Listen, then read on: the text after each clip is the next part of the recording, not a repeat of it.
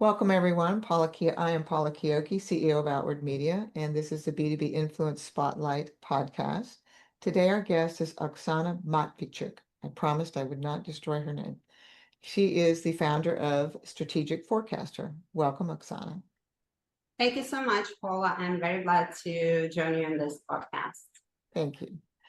One of the reasons we want to have Oksana is because she is heavily involved in strategic forecasting involving scalable marketing frameworks and timely pivots to help B2B companies stay ahead of market shifts. It's a big deal because Oksana works from both startups to major global brands, and that's a lot to get your arms around. So I'm excited to have you today so you can share some of your insights. So let's dive in. You've guided global brands and startups through transformations. What's the biggest shift you've seen in B2B marketing strategy over the past year? And how has that influenced the way you advise your clients today, Oksana? For the last year, the major change that has happened and is continuing to happen and is continuing to grow is, of course, AI, which is changing the business model. Mm-hmm. When we talk about marketing per se, I want everyone to understand that marketing, I don't want to say that this is secondary. However, what I want to highlight is that marketing is, and the quality of marketing and the success of marketing oftentimes is a reflection of the business model. Mm-hmm. So what happens, and oftentimes I saw it through 2 decades of my career, when the client comes to an advertising agency and say, I don't have enough leads, or like I'm losing my audience, I'm losing my market share, and please fix the advertising or please fix the marketing. In 100%, this is not the case. So the problem and the cause of this change lies in the business model and in the business model relevancy to the fast changing world. Because for many times, we lived in the world where we had more or less steady business models, and then it was marketing, which was our number one priority. And improving marketing, you could grow market share, you could grow profitability, so you could do things. Now it's still important, however, the change of the business model and the relevance, like keeping relevance, remaining relevant, because we have so many things changing from the AI to generational shifts and all of that. So in that sense, I would always recommend to start with revision of the business model first when you have the first signs that your marketing is not good as it used to be. I think you brought up an important point because the generational shift, I think the latest thing I read was about 70% of the B2B buyers now are millennial.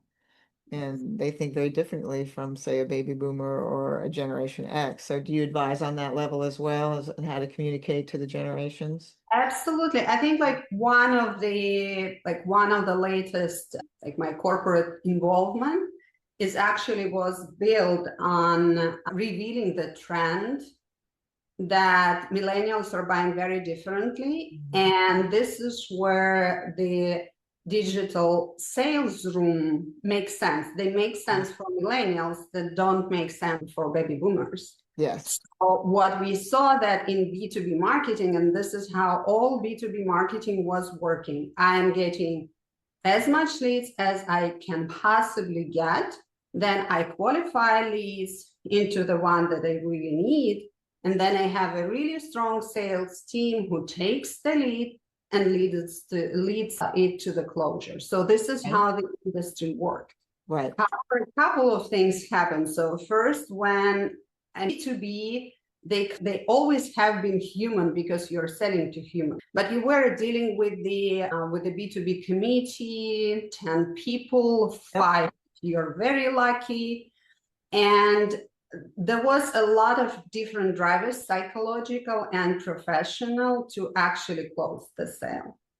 And when the COVID hit, it was very interesting because I think the whole humanity became closer to being human. So this is kind of the first shift, and probably it was 2 trends together, the COVID and staying at home and accepting that being a human is normal, and the generational shift. And then we saw a lot of shifts into how people are actually buying. And we need to understand that only 5% based on LinkedIn are active buyers in any category at any moment of time. Okay. That's a statistic I have not heard, so that's not very big. Yeah, this is not very big. And Yeah. this explains the long cycles on one end.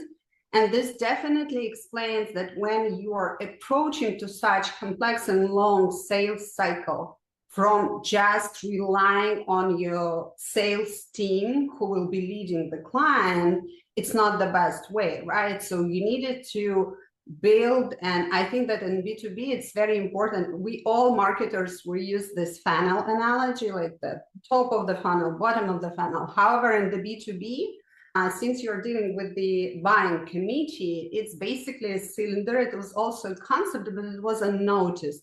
When at any moment of time, person can come in and go at different stages of the funnel, and this entrance should be available, widely available at every stage. And this is how we got content. This is how we got B2B brand building, because like when we just started the B2B, I think about 10 years ago, it was not the case. So all B2B was sales rep and conferences and human sales process, right? So I think we need to understand how millennials now are expecting to have a smooth digital purchasing process. And it's not only related to SaaS products, right? It's related to everything.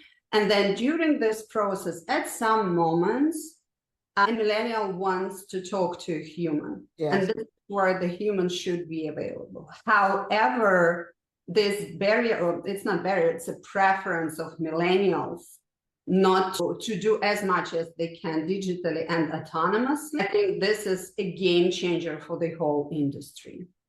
And are you seeing that, Oksana, even with big ticket items? Yes, yes. This is exactly what I saw, because I think that big ticket clients, they're noticing it the first, because the way the big clients are organized, they have multiple business units. And typically, if something happens as a market trend, you start to hear it from different business units in one complaint. Mm-hmm. So our leads are not closing that much. We think that we have a lower quality of leads. Okay, so they always say that. Okay, everybody says like it's a mantra. Yeah. It doesn't help much, but it's a like conversation starter. And even when you're trying to work with the highly qualified leads and deep dive into like why people are not buying and everything, that it's not like about the product, it's not about the pricing, it's just like something different happens, which has never happened before. And this is how you spot the generational change. So something happened which you have not seen before, and you cannot attribute it to any understanding. So we didn't spend enough, we didn't invest enough in B2B brand, and that is why our leads are not closing. Our product is not ideal, a competitor is better. So those are the common reasons why B2B sales is not happening. But when there is something else, like all those remains the same, but the sales are not happening, it means that there is a trend that you don't see. Okay. And not identifying this trend today when the trends are really fast is the real challenge for most of the businesses. And in that sense, the larger businesses, I think they have more advantage and they're more under risk over their size and like how slowly typically they react just because of their size. So do you see that they spend more time in the nurture tracks within the CRM systems to try to move that buyer further? Or how do you think they're addressing that? Is it a timing issue? I can see that they're not getting the leads are not moving through the funnel as much. So they're getting 100% of the leads that they have been getting. But then when it comes to the movement, every time when there is a disruption and there is no settled digital step to the next step, this is where the leads falls off. And this has not been the case, because you could fix it with the human sales representative earlier, but now it's not where the fix like lies, right? So the truth for the millennial is the digital experience.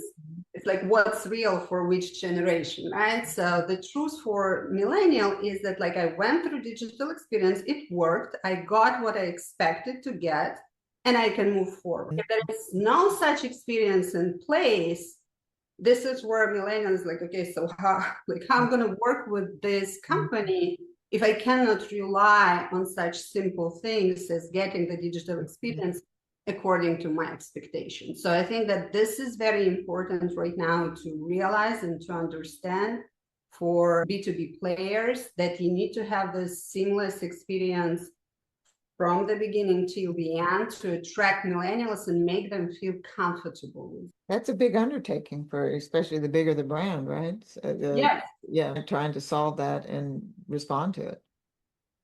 So, Yeah. so you founded OM Strategic Forecasting to bring strategic clarity to scaling businesses. What are some of the early signals you look for that tell you a company needs to pivot or that its current strategy isn't built for long-term scalability?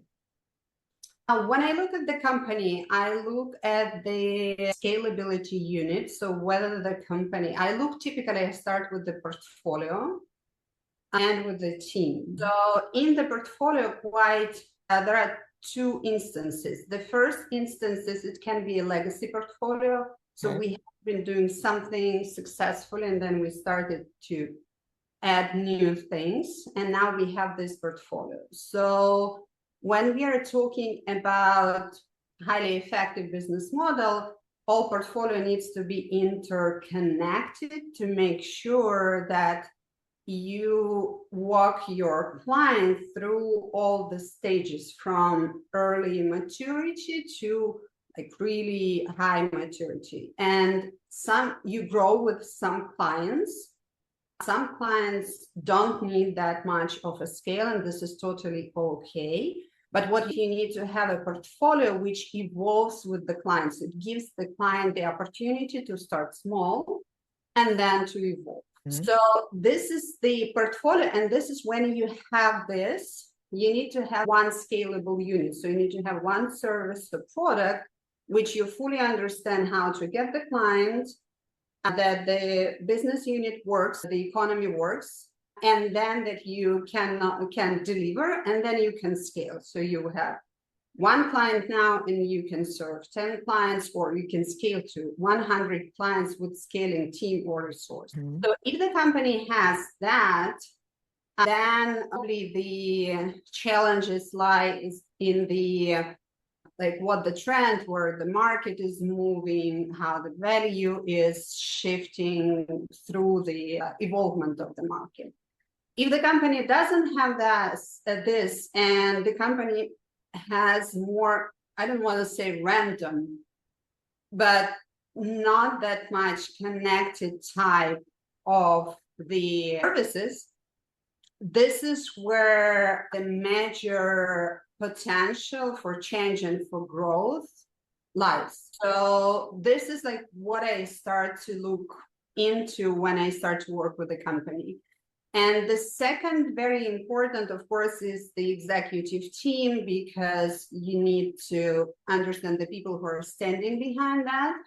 And you need to understand what were the aspirations of those people when they did start this business.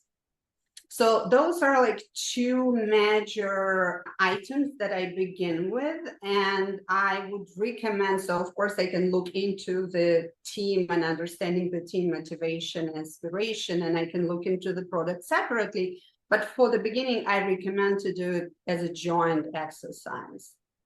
And once this is done, and once this is clear, and we all agree, because what I often see, and I've seen through all my career, and I'm absolutely certain that I am not alone. So not always teams are aligned in one particular situation. I'm sure. Is seen by each member like in a very different. So the first step for me is consensus. So we all agree that this is the things we are working with, and this is how it's called, and this is like what it is. Mhm. And then we explore the current portfolio with the current numbers, whether it brings money, whether it brings profit, whether it brings revenue, whether it brings new clients. And then the next steps, we are going into the analyzing of the environment and understanding the trends. Mhm. And trends, as we just explored the millennials, so how millennials buy, right? So now we have Gen Z, and their behavior is 100% different.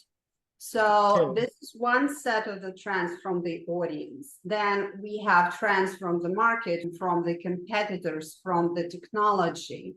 So I don't know, for instance, like a very clear and quick example, virtual call centers and assistants. So the business model, which lost its relevancy, I don't know, maybe like for a year or two.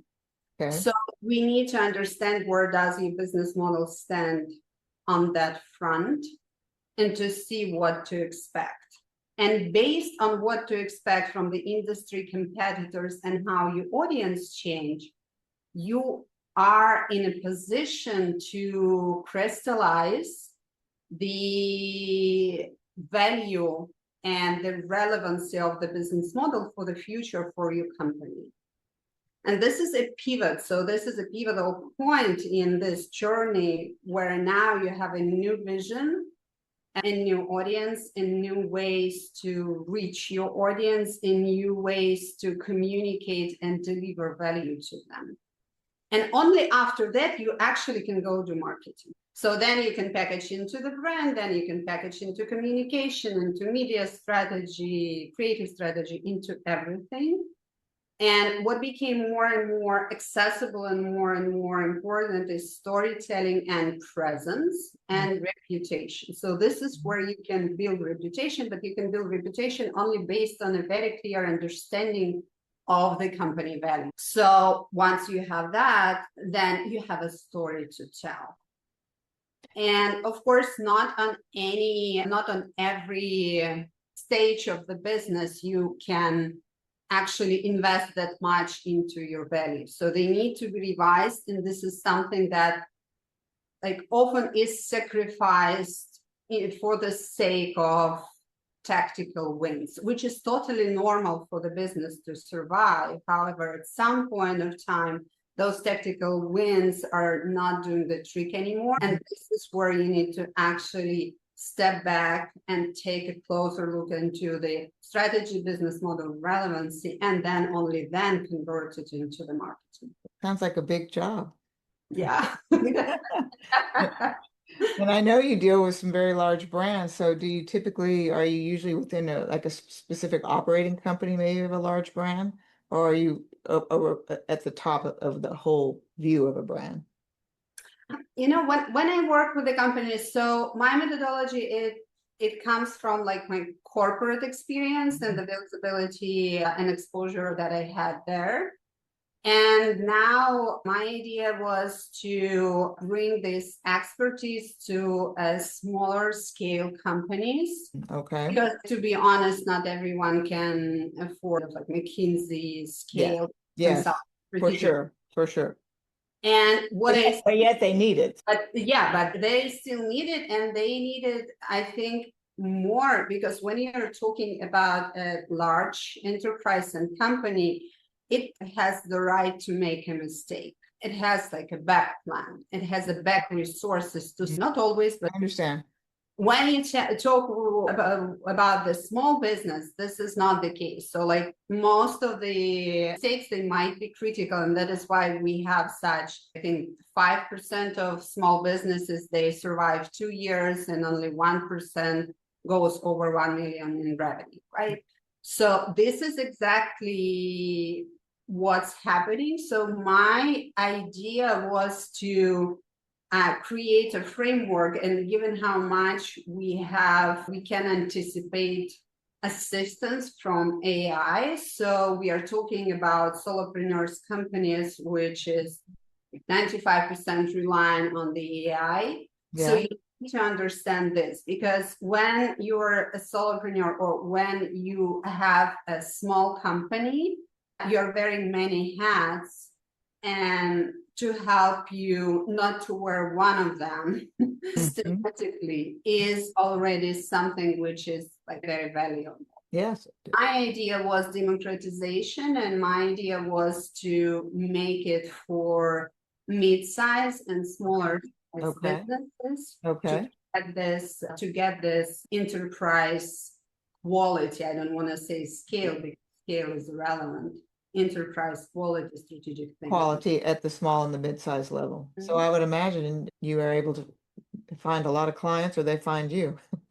Oh, yeah, Because they do need, I mean, because we talk to small to mid-sized clients all the time. Most of them don't have full marketing departments. They don't, a lot of them don't even have a strategy. It's just, what are we going to do this month? So I understand what you're saying.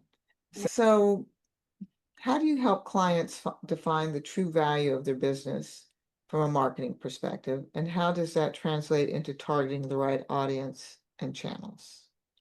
Especially when they're smaller, because a lot of times they spread their web so wide and it's not working.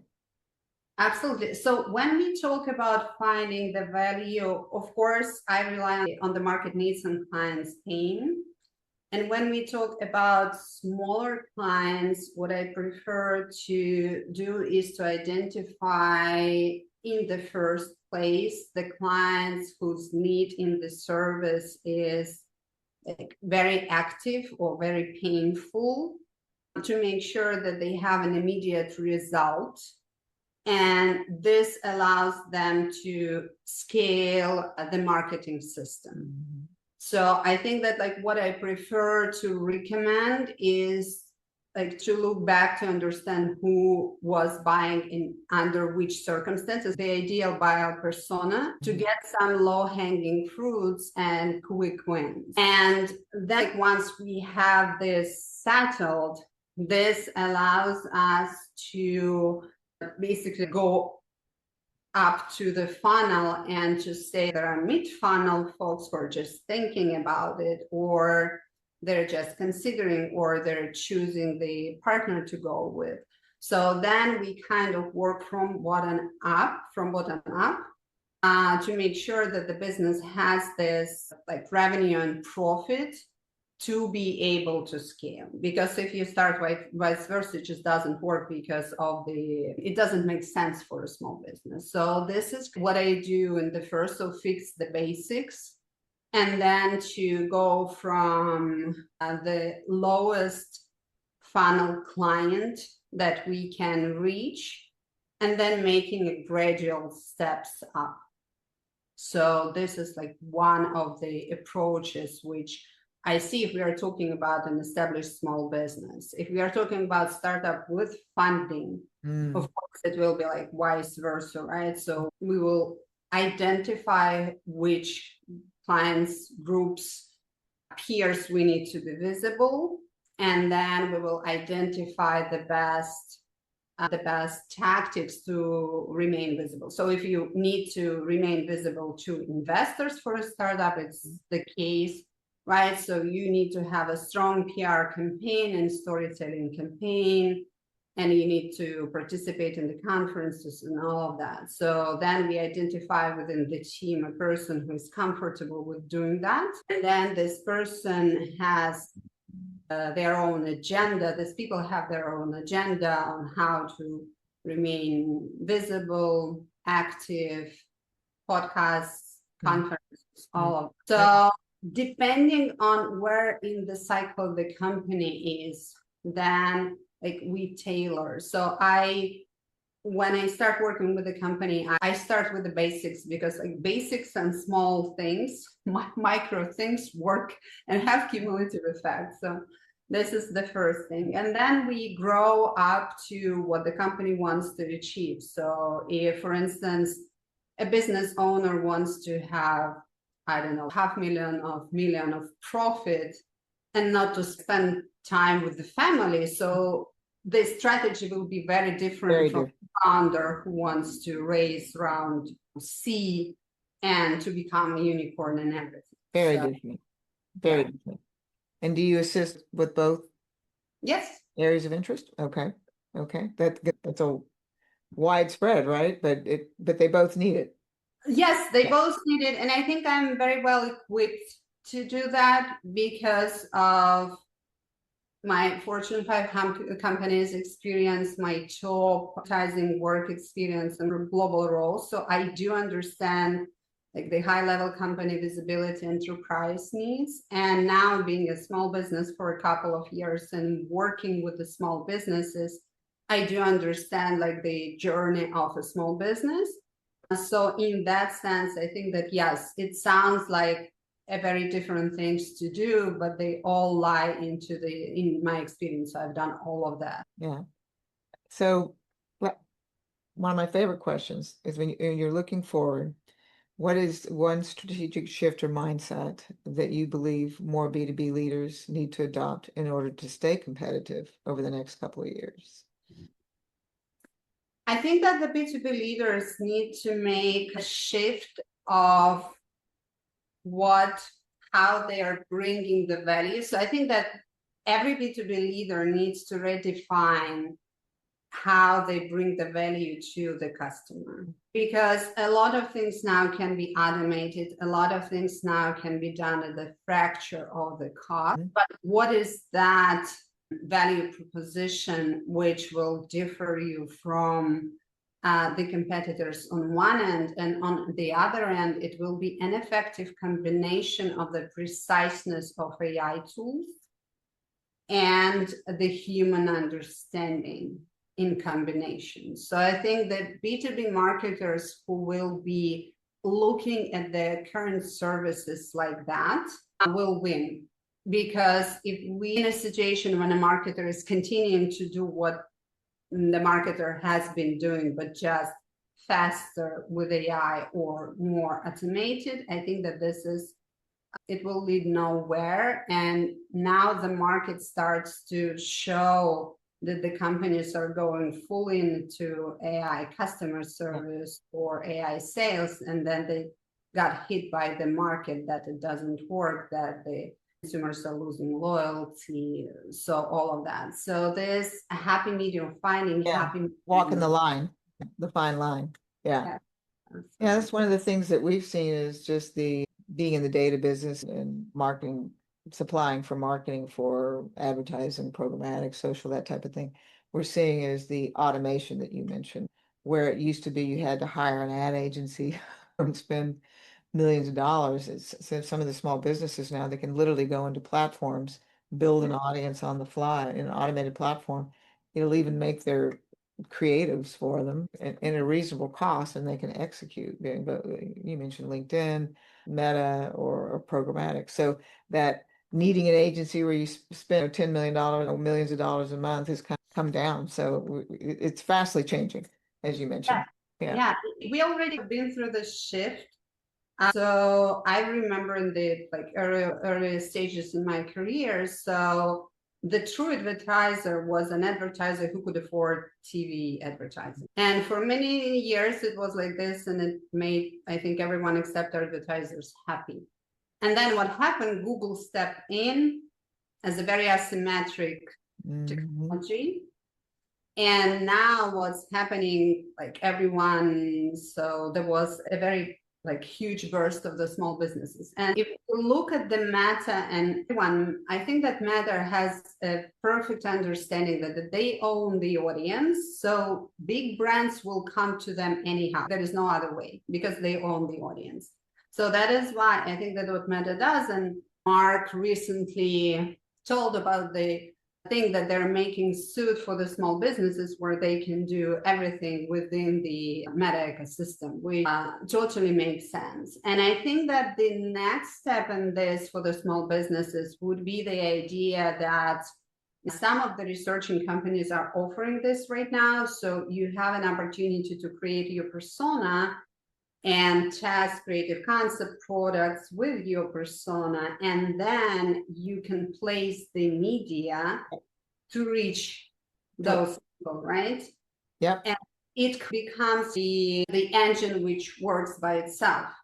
Because you have your ideal audience, you have ideal needs, and then you can modify the product test, and then you can reach out to those like people according to those personas, Mhm. and then to see how they react to your product in real life and adjust.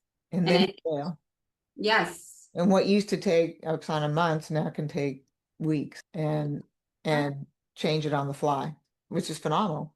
But then people had to be taught how to do it. So absolutely. I think that's again coming back to what B2B marketers need to do. I think it much more comes to leadership, because before that, I'm sure you'll agree with me. So we were buried by a lot of technical works, putting together these technical pieces and everything. So there was very little time for leadership, true leadership. And I think once we outsource this to like whatever tools we have, this is the true time to execute this leadership. And this is what turns the business model of the agency. So there need to be leaders for their clients much more than they used to be, not just a company which puts on air your advertising campaign. So I think that B2B leaders needs to remain like to rethink their leadership and how they lead to make sure that they're visible to their audiences. And I think with the technologies and the AI that you mentioned, it is freeing up more time for them to actually focus on leadership. So I totally agree with you on that. So Oksana, you have a wealth of information, and now that I even understand that you do medium to small size businesses, how would somebody get in touch with you to be able to have a chat with you to see if they want to engage with you? Please go to my LinkedIn. So on LinkedIn, I have 3 home strategy assessments. So where you can answer 10, 15 questions and understand where do you stay in terms of scalability, in terms of visibility. And this is a great way to start a conversation and for me to help your business. And then your website is strategicforecaster.com, correct? Yes. Yes, and Oksana spells her name Oksana, and the last name is Matviichuk. So I had to spell that because most people don't know how to. So, so Oksana, it was great having you on. You're a wealth of information, and I really appreciate your time. Thank you for joining the podcast. Thank you for having me, Paula. Thank you.